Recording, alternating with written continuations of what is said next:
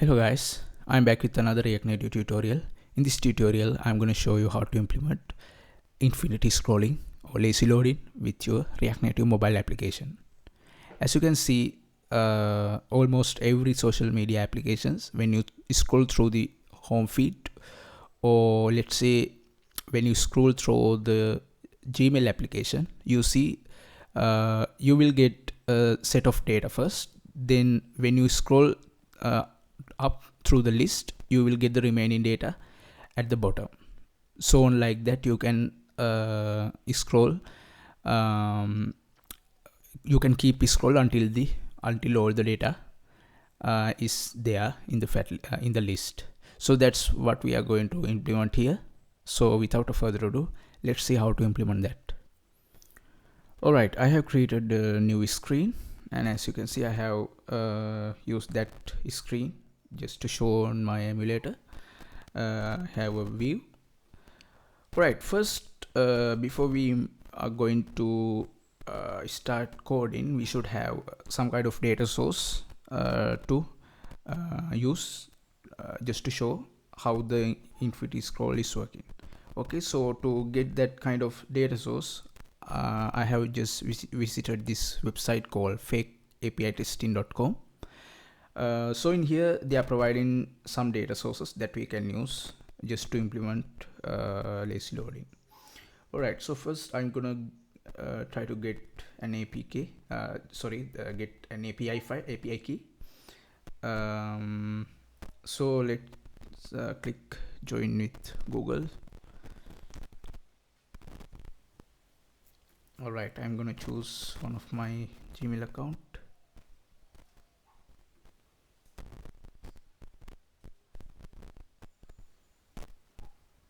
Alright, I got my API key. Let's copy it, and I'm gonna create a new variable const let's say API key equal the API key. Then let's go over to the documentation,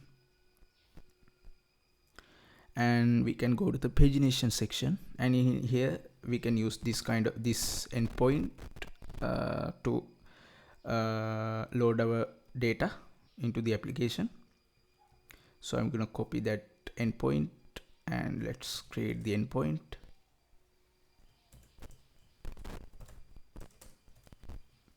And I'm gonna replace my API key right here.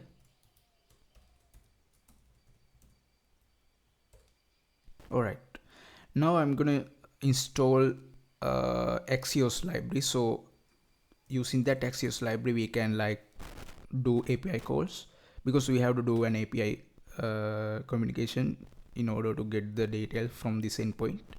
So let's say npm in axios. Alright, now I'm gonna simply create a function called, let's say, load data. Then in that function, I'm gonna use axios to get my data from this endpoint. So in get function, we have to pass the endpoint first, and then we can pass the parameters. So we are not gonna pass parameters through the endpoint.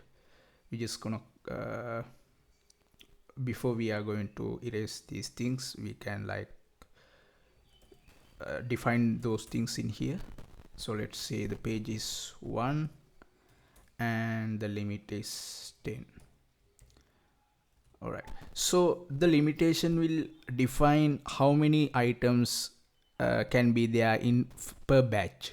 Okay, so we are going to get data batch wise. So in one batch there can be 10 items, and we can define the batch ID through the page. Alright, so let's say there are 50 items in the list. Alright, so by doing this, we can get the first 10 set of data.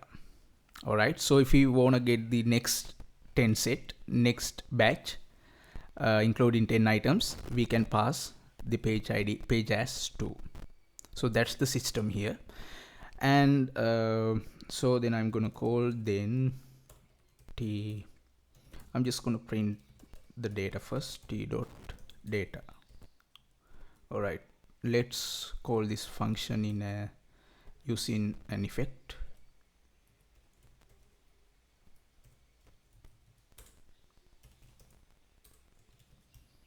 All right, and let's see the output.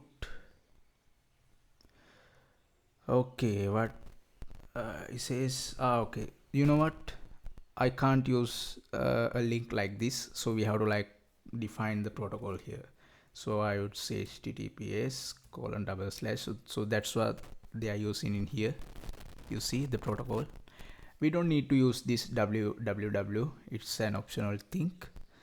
All right, let's save this again.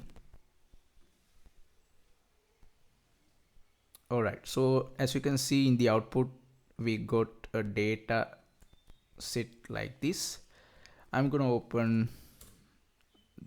go to the jsonviewer.stack.hu website. Then we can paste our JSON object here, and we can see what kind of data that we are getting. Okay, so we are getting the first batch. So in that batch, there are 10 users. So we are getting basically a list of users. All right. So in the first batch, there are 10 users, and so it says that there are 5 total pages, 5 badges. So it's like there are 50 users. There can be 50 users in the collection. And in also in the object that you can see has next page is true, that means there is a next batch. So that way we know that there is a next batch, and we can load that batch in the next time. All right, and there are no any previous batches because this is the first page, this is the first batch. So that's why it says has previous page is false. All right, so we can actually use those variables. And also we can use the data collection. The data collection name is users. So let's print t.data.users, and again I'm getting only the user collection. And in one collection you can, in the collection in one object you can see there is name, image and bio, so, and phone number and ID and gender. So what we are going to use is, we are just going to use name, phone number and the image just to show a user in a list. All right, so we are not going to use any other details. So what I'm going to do, I'm going to create an interface. Let's say interface use ob. So using this interface, I'm gonna like create objects for separate users, and that's how I'm gonna keep users in the list. All right, so I'm not gonna use any all the data. I'm just gonna use name and phone number. I'm just gonna use the same field names, that way I don't have to convert them. And I'm going to use image. All right, so I'm gonna use this interface just to create objects for separate users. So then what I'm gonna do, I'm gonna iterate this collection. This users is a collection. I can iterate using a map, and I would say user. So in map function, when the iteration starts, this user variable will indicate an individual users in that list. All right, so the first time this will indicate the first user, and the second time it will indicate the third user, second user, so on like that. This map will iterate the collection 10 times. That's because we have 10 users in the collection. So then what we can do is, we are going to create another state variable just to store the users as a collection. So I'm going to say users, set users, and this will be an array of user object. All right, because with one user object we are indicating a single user, and since this is a collection of users, that's why we are going to use it as an array. and in the beginning it will be an empty array. It will be an empty array. So in here we can what we can do is we can create an empty array just like this, but it will be a regular variable. So let's say temp users, as it is in temper users. Then I will say it also has the data type as user object array. So first I'm gonna fill this collection, this array, with the data that I'm getting from the API. All right, so I can fill this array using temp users dot push. I'm gonna push this user object into this collection. So in here it says that parameter user implicitly has an any type. So what I can do is I can define its data type as any. All right, so any can go with any of the variable that doesn't have any particular data type. All right, so this way we can fill the temp users collection with the object that we are getting. And finally what I can do is I can say set users. I'm gonna pass my temp users collection. All right, that way we can set the state variable. We can say, we can like pass that value into that state variable, then that state variable become temp users collection. All right, now then I'm gonna create a flat list. Let's create a flat list. Ultimately we should have a flat list just to define the data and just to show the data as a list on the application.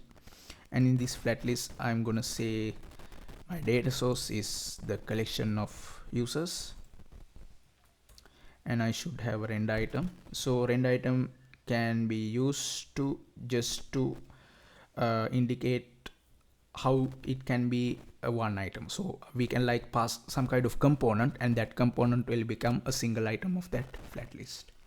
All right, so first we should have a component to do that. So I'm going to create a component. So basically what I'm going to do, I'm going to create a single row that I'm going to set it as a row in this flat list. So let's say row equal, this will be an arrow function. All right, so I'm going to create a view again here. So this is the parent view, and there should be a component to show the image and two text in text field to show name and telephone number. So let's first create an image component, and so I'm going to pass a data type. I'm going to pass a value of user object. So let's create a parameter in here, user OB. All right, I can't use user OB because I have created that interface inside this component. So what I'm going to do is I'm going to make move that interface to here, so then I can access it globally. So I'm going to pass a user object into this row. Then I can use that data that I got from, that I'm getting from that user object, just to fill the details inside that row component. All right, so just like this. So the source will be a link to this image object, so I can get that link from user.image. All right, just like that. And in this image I'm gonna set a style like width is 50, height is 50, so it will create an image like an square. And let's say if I want to make this image round, so I can define border radius like 100. All right, then I'm going to create another view, and in that view I'm going to create two text component, one for the name, so I can get the name from user.name, and one for the telephone number. All right, so the first view I'm going to make it, I'm going to make the flex direction of that view to row. That way we can see image on the left side and both text field at the right side in the same row. All right, so I'm going to say the flex direction is row, and for this view I'm gonna say the flex direction is column. I mean, I don't have to say it's column, by default it will be column, so that way I can see the name at the top and phone number at the below of the below of the name. All right, so the phone number at below, and on top of that there will be the name. All right, let's see. So I have given a 50 width, 50 fixed width into the image. Then I can give flex as 1 into the view component. So that way it will take the rest of the space that remain on the parent component. All right. Okay, and also let's give some style into those text components. For the first one, I would say font size, let's say something like 16 or 14. I mean, we can change those details later. All right, and the same thing I will copy, and I would say the font size is 12, and the color I would say kind of gray color like this. All right, let's now okay, so I haven't used that component, I have just created that one. So let's use our component as the rendered item in the flat list row. All right, and also I have to pass the use object. So how can I access the use object in the flat list? So in flat list we have given a collection of users as the data, and we can access those data one by one by define the item variable inside this parameter list. So it's like we can use separate items that we are using the collection that we have just given into the flat list. All right, so then what we can do, we can define the user property, and I can pass item will become a use object. All right, now let's save it. All right, as you can see, after a moment I'm getting a collection of users, and I mean, we can do some adjustment into the row component. Let's give what we can do. Okay, let's give a padding. I would say 10, so it will make a gap from the border into the content. Again, we can like use a divider. All right, so to use a divider, I would say I would give a basic divider using the border in the parent component. So I would say border bottom width is 1, border color is something like this. All right, so here we have a border now. Let's make it more lighter. Let's give something like C. All right, that's cool.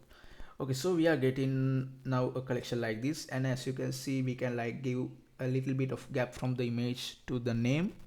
So to do that, we can add margin left in here, right, like this, and we can center these two text components in the vertical direction in the component. So what we can do is we can, so since this has a flex direction of column, we can say justify content. All right, so now we can see them in the middle of the component. And again all right, so as you can see, in the first batch we are not filling the whole flat list. So we should fill the whole flat list in order to make this happen. All right, so what we can do is we can increase the limitation. Let's increase the limitation to like, let's say 12.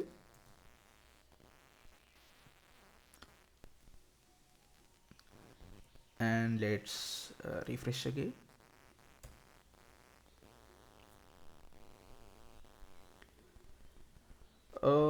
Okay, let's count 1 2 3 4 5. All right, we have given a limit of 12. Okay, let's increase more. Okay, let's reduce this to 4. I think there is, what do you think? I think there is an issue with the API call in here. Okay, let's do one thing. Let's print this collection.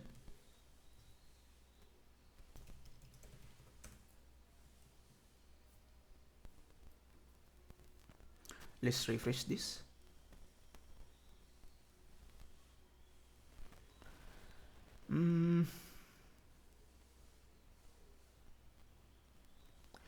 Okay, I'm getting a limit. You know what? I actually haven't removed these things from here. So this is, so this value is going to apply for the API calling. So okay, I just forgot that. Okay, let's remove these things and let's increase the collection limitation. All right, now we are getting. So as you can see, now we can scroll, but again we haven't still applied the infinity scrolling. As you can see, I have just scrolled to the very bottom, but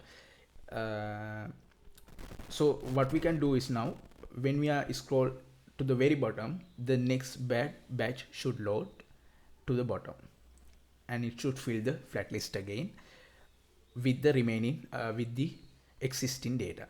All right, so it should combine with the existing collection and should work as a one collection. Okay, so what we can do is, then we have to find a way to, we should have a way to find out whether we are in the bottom of the collection or not. So to do that, I have let's go to the internet and let's find a solution to that. React Native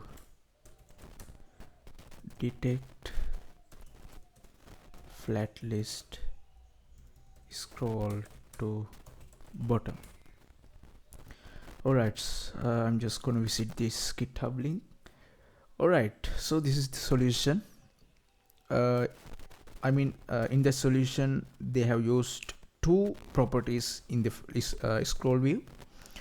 One is on scroll and the second thing is on scroll event throttle, and there is a function also. So I'm going to just copy the function, and after the use effect, let's paste that function, and again I'm just gonna define this data type as any. Then I'm gonna copy these two properties on scroll and scroll event throttle. Let's paste them in here, and so this is the function that we have to call if we reach to the bottom. So we haven't created that function yet, so we have to create a function just to get the next batch of the data. So I'm going to just copy the same function and load data more, let's say. And first time we are going to call this function, and after that in every time we are going to call this function over and over again if we want to get the next batch, and continuously if we want to get the next batches. So the page should increment dynamically. So what we can do is we can create a new is state called page and set page. I would say use is state. So this should start from 2. All right, so we have already used the page 1 as a static value, and the next thing should be 2. So that's why I'm gonna say the initial value as 2. Then I'm gonna set it like this. All right, So even the key and the value are the same. If the key and the value are the same, then we can just say like this. All right. So if this is going to confuse you, you can always use it like this. All right. Then again, I have to do something. So with this API call, we are getting the second batch because the page is right now 2. So we are getting the second 12 of users, and we have already created a temporary collection just to load the users that we are getting from the API. But before that, we have to combine our existing users into that collection. So what we can do is, I'm going to first iterate the current collection just like this. So I'm going to copy the same map function like this. So I'm going to copy the current existing users into the empty collection, temporary collection. Then I'm going to add all the users that I'm getting from the next batch. All right. Then I'm going to set, so that will become a single collection. Then I'm going to set that single collection as my current collection. All right. Now I'm going to call this function in here, load data more, and in here, so we have like checked, we are almost reached to the bottom. So this number will say how close we are to the bottom. So if we can increase that, then it will be like half of the way to the bottom. All right, like this. So let's keep it like in 50. And the scroll event throttle will define how many times a flat list should check constantly that we are at the bottom or not. So this only scroll will check every time whether we are reaching or not. I mean, what's the current scroll amount. So that current scroll amount will check by this function, and the throttle amount will define how many frames per it will take to define take just only scroll to execute. So it's like every 400 frames only scroll will execute. So if we want this only scroll to be executed even more frequently, then we can reduce this value. So let's say like 40. So that means in every 40 frames, this only scroll is going to check the current scroll amount. All right. So with this value, we can like get a more accurate value, accurate process. All right. Let's save this and let's try to scroll. So I'm going to scroll down, and after that, you see I'm getting the next set of data. All right, so it says encounter 2 children with the same key. So to prevent that, actually we can define the key extractor. All right, so let's say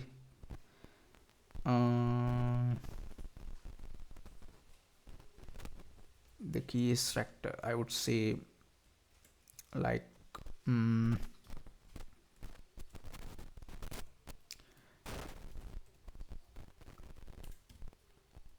like this. Okay, let's assume that name is the unique thing when it comes to an item. All right, let's see again. Okay, I'm just gonna refresh the whole thing.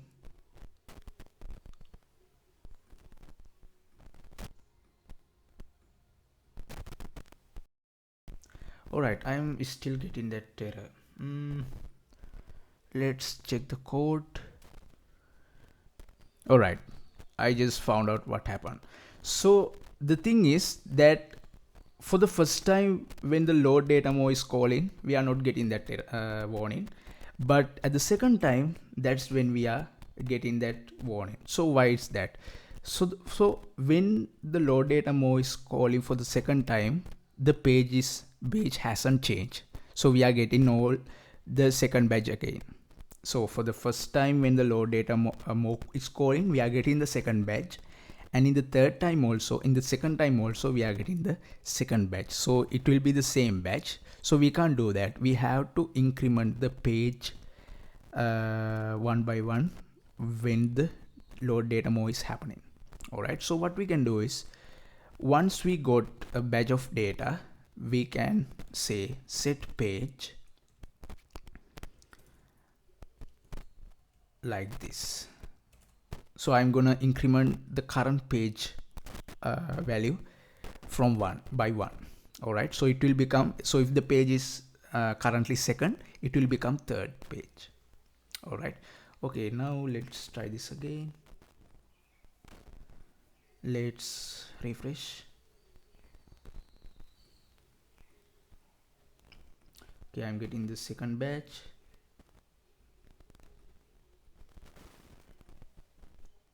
Okay, one more thing I have to do. You see now it's happening like a loop. So the issue here is, once we hit the bottom, it will execute the load data mode function. All right, so that thing, I think you are clear with that. So once we hit the bottom, it will execute the load data mode function, but it is not going to stop from that. I mean, we are still at the bottom of the flat list, so it will constantly execute the function constantly. So what we have to do is, if we are going to execute this function at once, then it shouldn't be executed anymore until that operation is done. Okay, so we have to like log that process if the process is already has begun. All right, so we have to do something regarding that. So what we can do is, we can create a new variable called loading, set loading. So for at the first, let's say this is false. So I just wanna log this check-in process. All right, so once if we reach to the bottom, and it will start to execute this function, and it shouldn't be executed anymore until the first process is done. All right, so what we can do is, we can check first if the loading has started or not. Loading, not loading. So that will indicate the loading hasn't started yet. So once if the loading hasn't started yet, then I'm gonna execute that function, and instantly what I'm gonna do is, I'm gonna say set loading is true. All right, then again, until this loading variable is going to become false, this if condition is not going to execute, because loading is now true. True. So not loading means false. That means this if condition is not going to be executed. All right, so we can make this loading back to false once this process is done. So what we can do is, we can say set loading false in here. All right, this is how the logic is applied in here. So let's check. Okay, we are getting the second batch. All right, and now we are getting the third batch. Now we are getting the fourth. So on like that, we could get the all 50 users like this, but we can't see any kind of indicator. So what we can do about it? So we have to we should have an indicator like that we are still getting the users or not. So we have to find the user should know that the user are getting more data or not. All right, so we can do something like this. What I can do in here, if I just want to find out first if there is a next batch to be loaded or not. All right, so I can find it like this. I can say t.data. So according to the JSON object, I can find it using the hash next page variable. So I would say if there is a next page, before I set the temporary users collection into the state, I'm gonna create a new empty object. All right, I'm gonna create a new empty object, and I'm gonna put that object into the collection that I'm gonna set as my whole collection. So let's say in that empty collection, the image is empty, the name is empty, and the phone number is empty. All right, so what I have done is, when the first time I'm loading the data, I have just store all the users that I get in from the API into the temporary users collection. And not just that, what I have done is I have just push one single object, that's an empty object, into the same collection.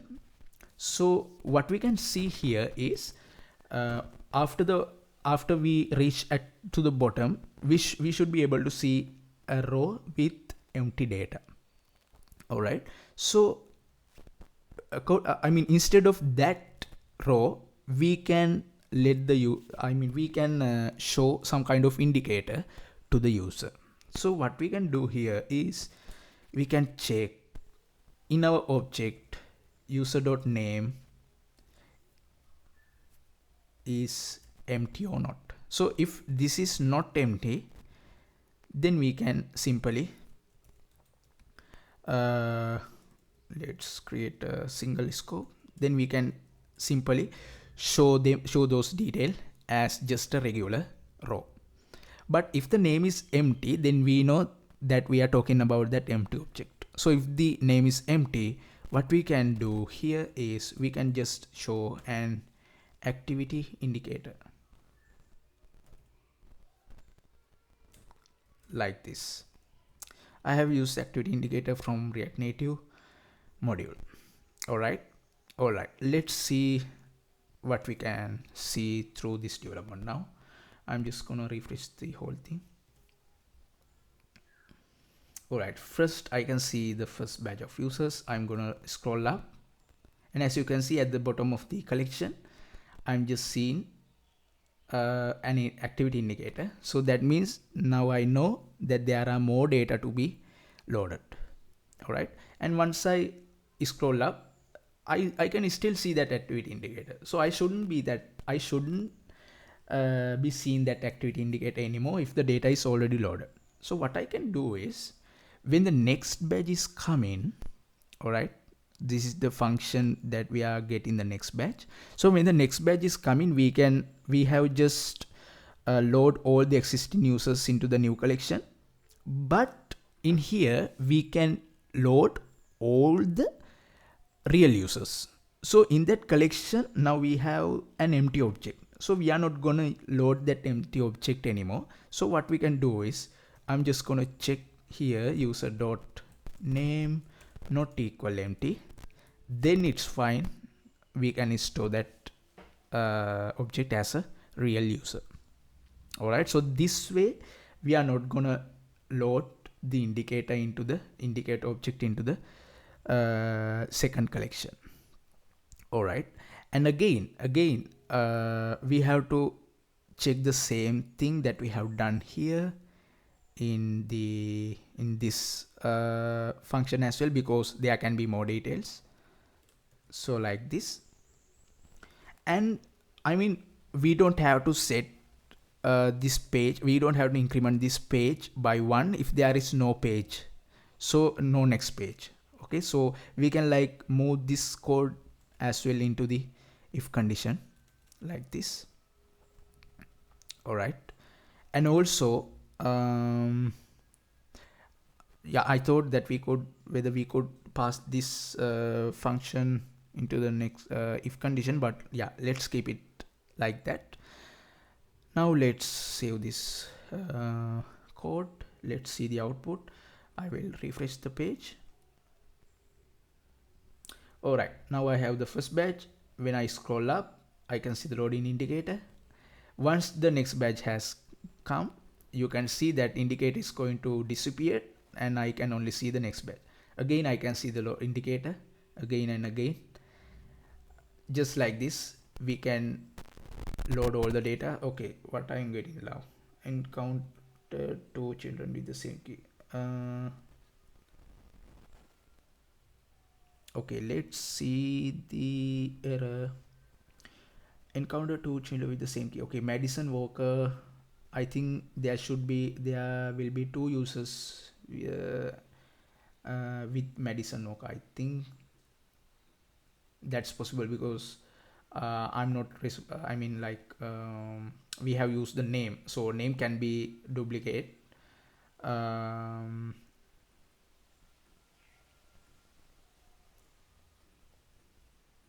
Okay, so we are getting again and again all the users. Okay, so again what we can do here is, yeah, the thing that I have mentioned before. So this so when we set the loading into false, that will like it will make possible that this if condition to be executed again.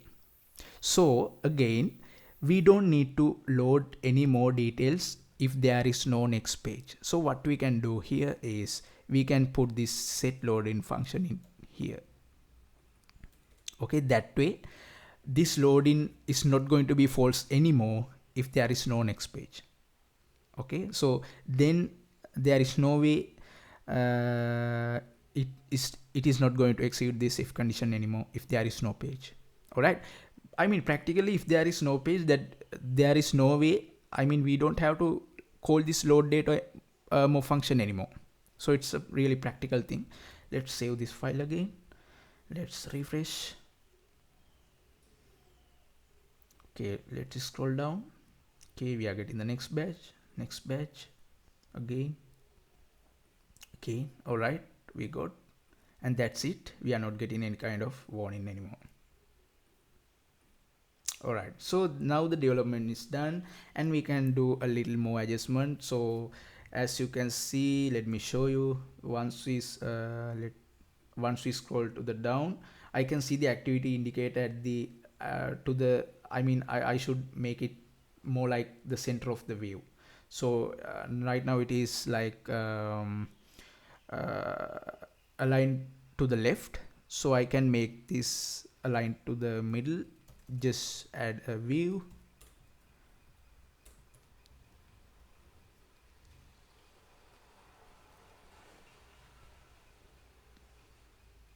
and let's give some styling into that view.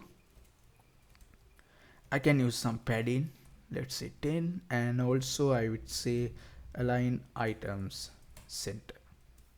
All right, now let's see the output. Okay, again it is not at this. Okay, you know what, because I haven't given any kind of width into this view, so what I can do is I can use flex s1. Let's see. All right, now I can see at the middle of the screen, you see. So it's now like this. Let's refresh again.